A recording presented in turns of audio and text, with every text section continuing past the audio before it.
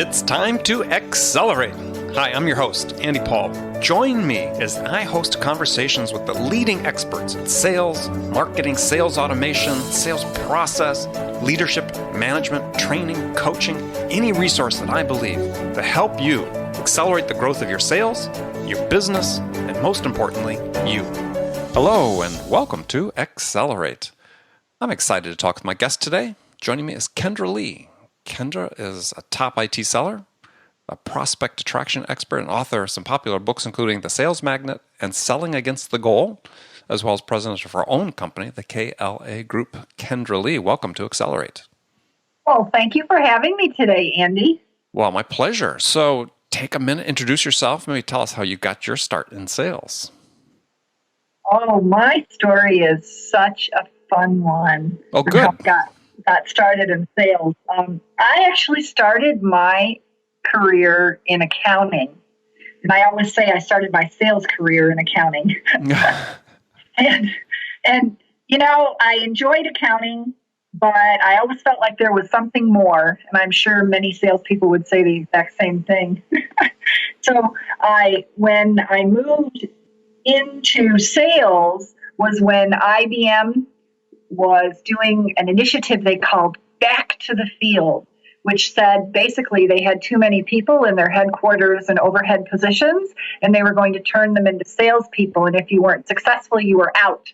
It's just what an easy way to fire people. Exactly. It's exactly right. Because when I stepped forward and I said, that sounds kind of fun, my manager looked at me and he said, "There's no coming back if you're not successful." Well, yeah. Well, it's not like they gave you a choice, right? So. Well, they gave me a choice if I wanted to go into sales, and I raised my hand. But then they didn't give me a choice to come back if I didn't like it. Right. And then they gave me just the dregs of territory. I'm sure. Yeah. Because the whole program was to get you to leave, not to be successful at sales. Right. They were trying to reduce their headcount. Right. Gosh darn you, Kendra Lee, you refused to leave. I refused to leave. I was successful. So yeah, they gave me a territory that had not generated more than $300,000 in the previous 3 years and handed me a $1 million quota for 1 year. Mm-hmm. Needless to say, I did make my quota on the last days of the year. And then, interestingly, the next year I went on to rank in the top 2% of all salespeople in IBM and continued to do that. So go figure. I liked selling. Yeah, they should have done that Set You Free program, whatever it was. They should have done that earlier. They should have done it, yeah. They'd be surprising how many good people they'd find in their company that were better salespeople than the salespeople they had hired.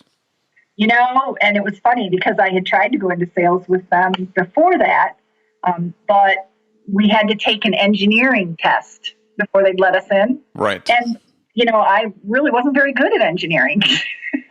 You were an accountant, right? Exactly.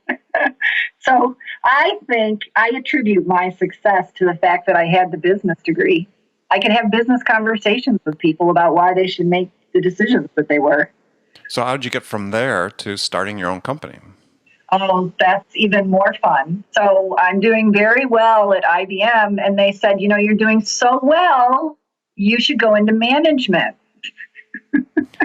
And they had me start literally from the ground up a team that was supporting all the smallest clients within the company.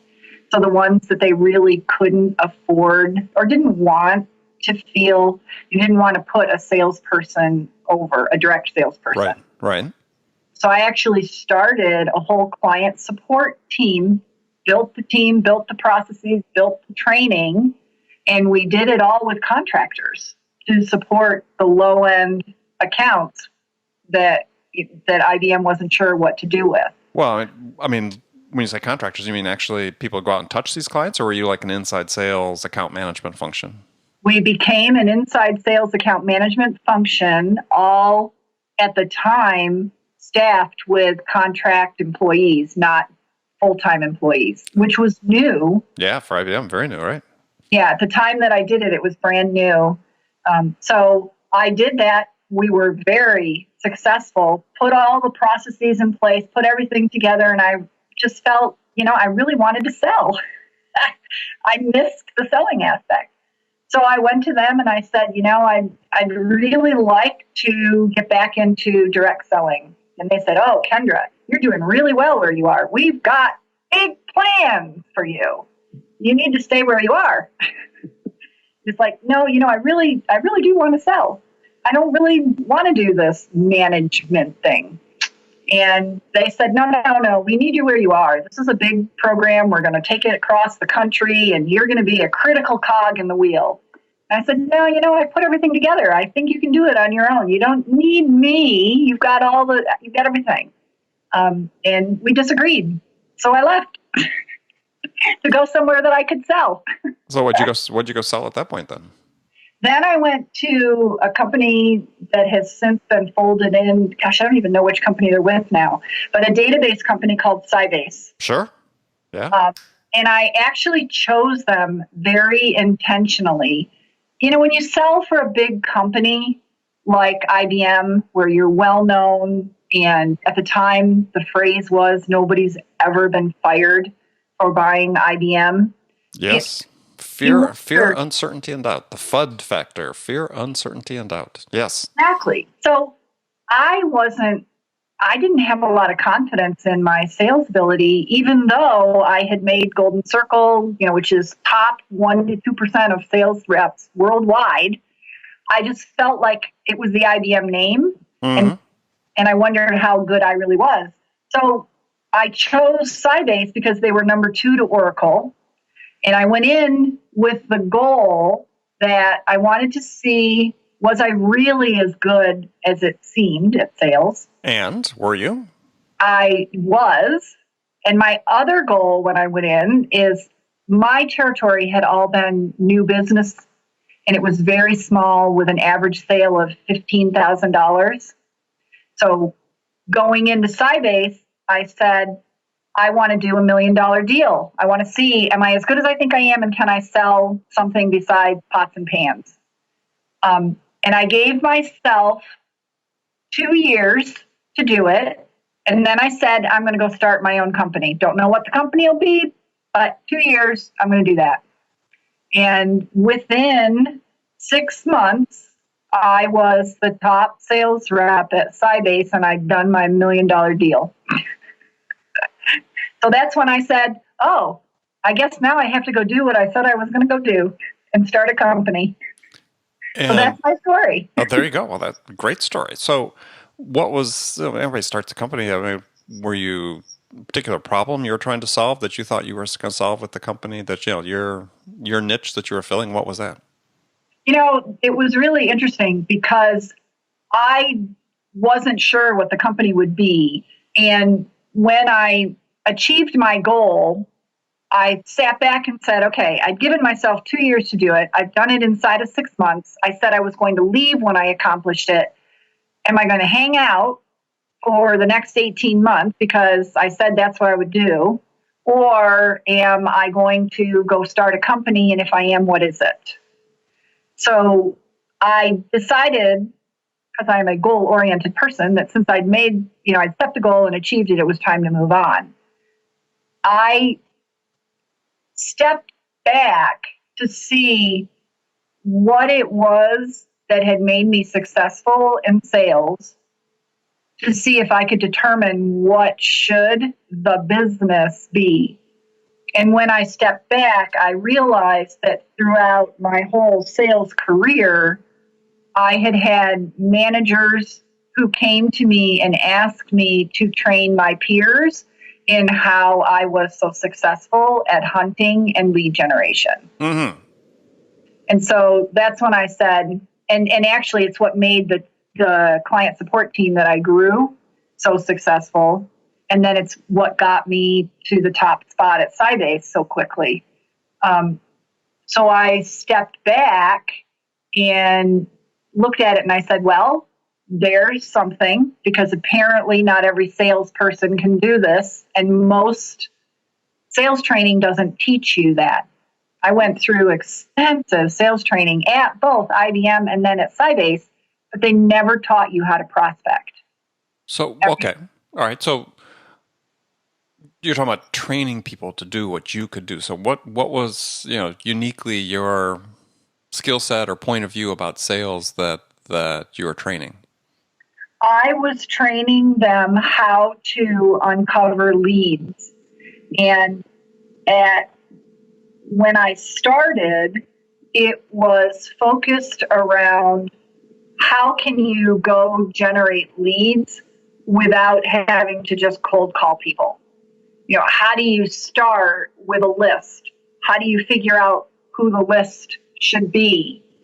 And then how are you going to uncover those people who really are interested without having to cold call down your list? I mean, one of my very first sales jobs while I was in training was to call people to invite them to a seminar. Mm-hmm. I was handed a list of 300 people.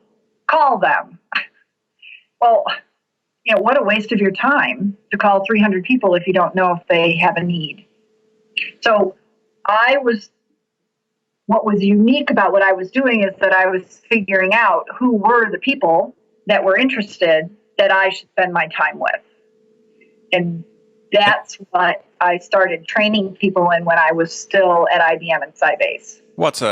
Okay, that's a very critical skill. So how are you doing that? I mean, how are you finding out, if you're presented with a list, let's say a plain list of companies and names, how are you finding out the right people? How are you training people, or what were you training people to do, let's say? What I did was the precursor of what we all do in marketing automation now, mm-hmm. and the lead gen strategies that we see today. I started with the list and then did lead generation activities that would get people to respond, so I knew which were the ones that were most interested. So I might run an event there was a whole year where I ran quite a lot of events. I had 9 different industries in my territory. So I would choose a different industry to focus on. I would align with some other people that were interested in that same industry, and we would put together an event that looked like it would appeal to people, and then use that to identify who was interested. I did letters, because this is before email, dating myself. You can call them emails. But I sent letters to people and said, I'm going to be in your area. I serve Colorado. So if I was going to a remote area, I'd say I'm going to be there. If we should meet, tear off this bottom piece of paper and either fax it back or call me or mail it back. And people would respond. So I used all the things that were precursors to what we can do now so simply through the marketing automation. And that's what I taught people to do as well. Interesting. It's a question for you. So in today's environment and with what companies you work with, is there still a role for the physical event? I mean, I say this as an example of, I had one client worked with a few years ago that, very religious about holding physical seminars and hold them, around the country at various places, but could do, half dozen to 10 a year. And even in this era of webinars and so on, they actually converted at a much higher rate. They do convert at a much higher rate, because if somebody is willing to get in their car and drive to you, or depending on the event you're doing, because you and I speak at different events, if they're willing to get on a plane to go somewhere, they've got a qualified interest, because it takes so much more time for them to do that. Yeah, I think companies overlook that, the value of the physical these days. I mean, because again, it's a webinar's, it takes work to put on, but it's much simpler event to manage and to put on, And even though the follow-up and the confirmation and so on that process should be identical, whether it's a webinar or physical seminar. But yeah, I think that physical, it's especially small, mid-sized businesses, and I know you work a lot with those, it's a great tool. It is. The reason I think that people don't consider face-to-face events as much anymore is that they're chasing after a number of attendees. And we do work a lot with small and mid-sized businesses. So we've got some businesses where they'll run a lunch and learn, and they're going to put it in their conference room, and at the most, their conference room will hold 10 people. As an IBM sales rep, I ran the events, and I bought the donuts. I licked the envelopes to send out the invitations. I reserved a conference room to have it in. So here I was with no other resources in that giant company because my territory didn't get a lot of respect. So I did everything the same as a small business owner would. And I think that people are so busy chasing after, well, I've got to get 30 people to my on-site event if you're a small business. If you're a bigger business, you might say, we've got to have 200 there. And really, you just want the right people there. And sometimes if you get 6 in your conference room or 20, in your seminar room, training room, those could be the best qualified people, and you don't need to go for that number. Yeah, I mean, the number is how much you need to earn a return on the event, and it could be 1, right? Depending on what size of the order that you give. Yeah, absolutely. If you're doing a lunch and learn in your own conference room, all you're paying for is lunch. Yeah, pizza. Exactly. Pizza. So in your book, Sales Magnet, you talk about offering a different approach to prospecting that, as I read it, is more about making yourself an authority in your markets. Yes. And that's what we're talking about when you have an event or you offer, to go meet with someone. You become the authority that people look up to and want to work with. And since I've written the book, we've expanded on that to talk about creating recognition ROI, where you're getting a return on your recognition investment. All right, well, let's come back to that, because first let's talk about you talk about your trifecta of attraction. And then we'll talk about that at the base, then we'll come back to your recognition ROI. I think that's a great term. So tell people sort of what this trifecta of attraction is. It's sort of your platform for your prospecting. Yes. The attraction trifecta are 3 different ways or groups of ways that you can gain access to new prospects. The first is personal attraction, where it feels very one-to-one, and you're using things like email and your phone and letters. The second is digital attraction, which is where you're using the internet and strategies related to it, like articles and blogging, posting on LinkedIn, social media, social networking. And then the third is collaborative attraction strategies. And those are the strategies where usually they're pretty resource intensive. And when you collaborate, you can have a much bigger impact. Things like the online events, the local events, PR. Mm-hmm.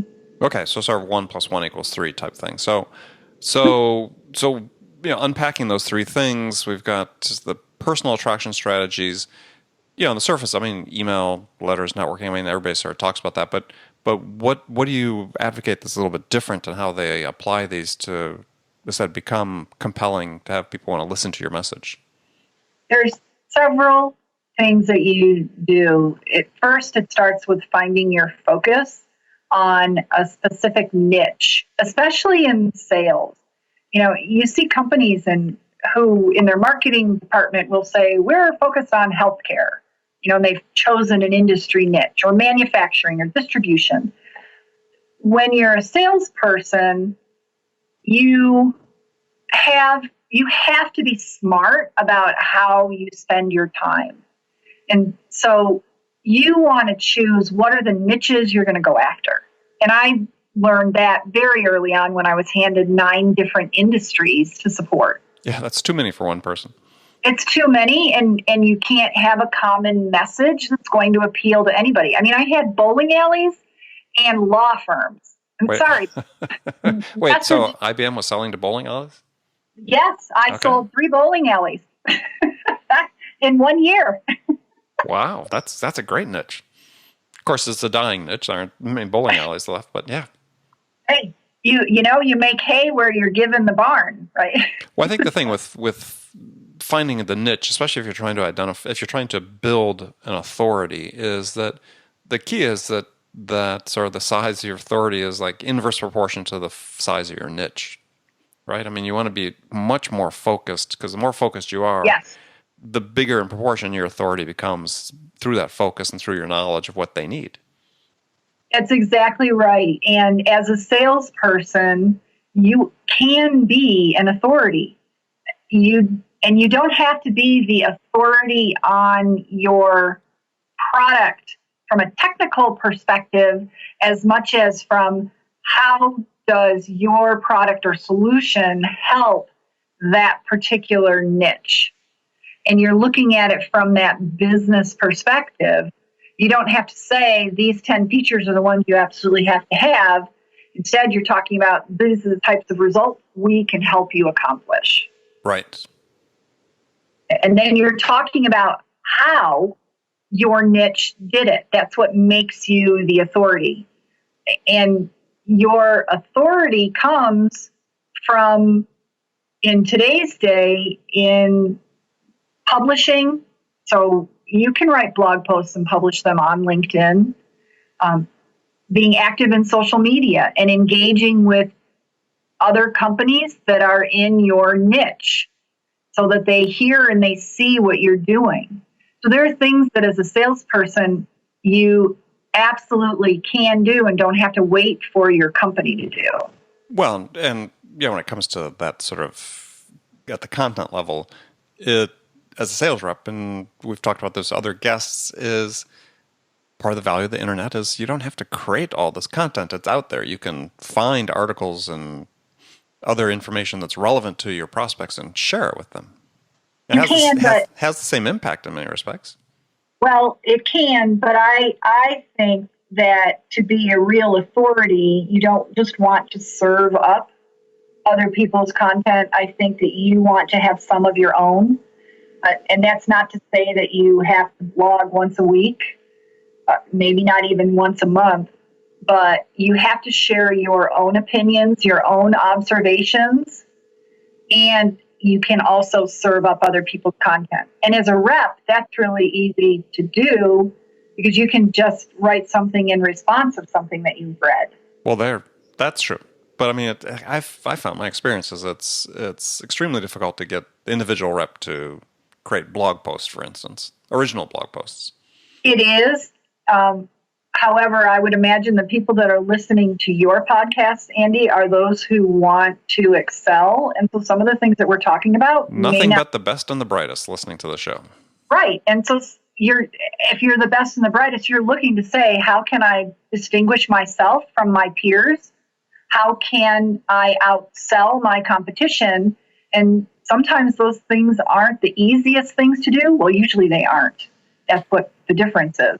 Right. But I think some of that authority, though, too, which to your point earlier, which I thought was a great point, is sometimes it's just, it could be a tweet, an original tweet about something. It could be an original comment on a LinkedIn discussion group or a comment on a Facebook post that is original that, I've seen several people just in the last year build up their authority in the space you and I are in, a sort of, sales thought leaders, really social driven, with very little original content, but a lot of original thought in just smaller bites. Absolutely. It's the original thought being shared out with their target market where their niche can see it. Got yes. It does not have to be an entire 600-word blog post. And few sales reps have time for that either. Yeah, if they had time for that, we'd want to have a discussion about, unless their pipeline is impeccable. So now you talked about collaboration. I just want to delve into that for a second. So how do you collaborate? I mean, what's that really look like? I mean, is it, obviously a joint webinar, but what other examples are there that make sense that sales reps could really get involved with? Social media gives you a lot of opportunity today to collaborate in ways that we never used to. And I think it's actually underutilized for that purpose. We see people go to LinkedIn to do their prospecting, but we're not using LinkedIn or Twitter necessarily to go find others that we could collaborate with. You definitely can collaborate on events like you mentioned. You can collaborate on content development. Mm-hmm. You can collaborate on sales opportunities. One client that we're coaching is a large big data company outside our normal small, medium business. And they serve the Fortune 500 enterprises. Well, it's really hard to gain access to a CIO of a Fortune 500 enterprise unless you've got an in. And they collaborate with other reps in companies that they know are also selling to those same Fortune 500 CIOs. Mm-hmm. Mm-hmm.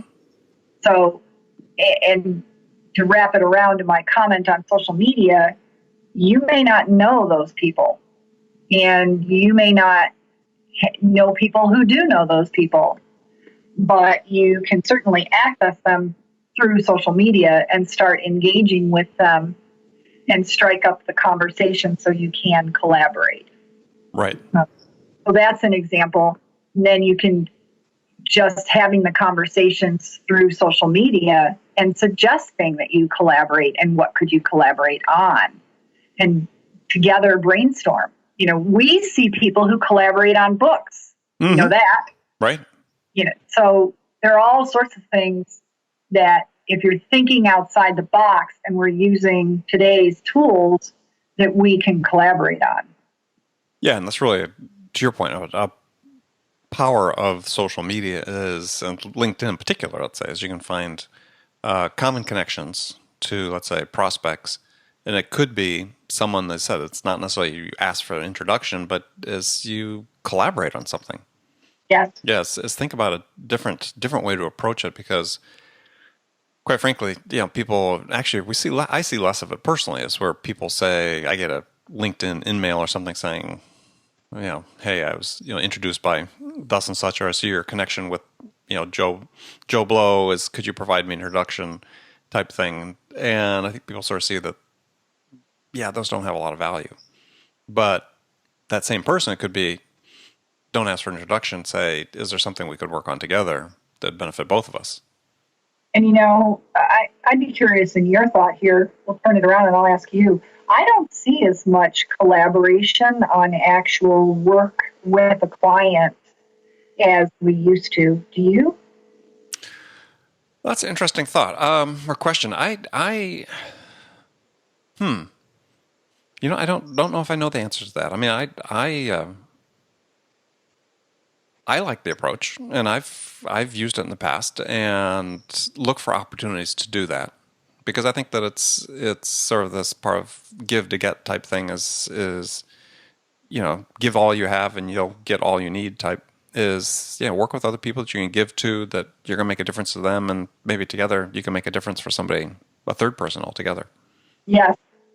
The go-giver approach. Yeah, mm-hmm. The go-giver. Love Bob Berg's book. So we're moving into the segment of the show where I've got some standard questions I ask all my guests. And the first one's a hypothetical scenario. I pose you've just been hired Kendra, have just been hired as a sales leader at a company whose sales have petered out a little bit, stalled a little bit. They're a little stuck in the mud, and CEO and the board are anxious for you to come in and start turning things around. So, obviously Rome wasn't built in a day, but what two things could you do your first week on the job that could have the biggest impact? The first one is shadowing the sales team that we already have to assess what's working, what's not working, start getting a sense of what's going on.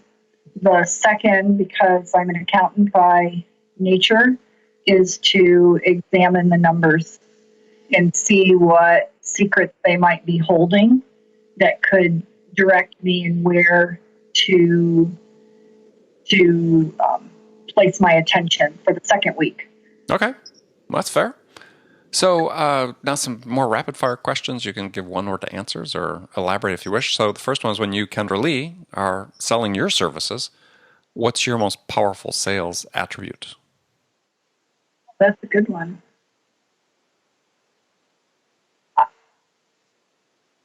Relationship building. Okay. Who's your sales role model?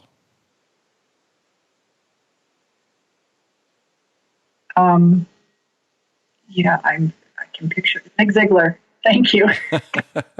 I'm picturing him, and I couldn't remember his name. Zig Ziglar. So what's one book that you'd recommend every salesperson should read?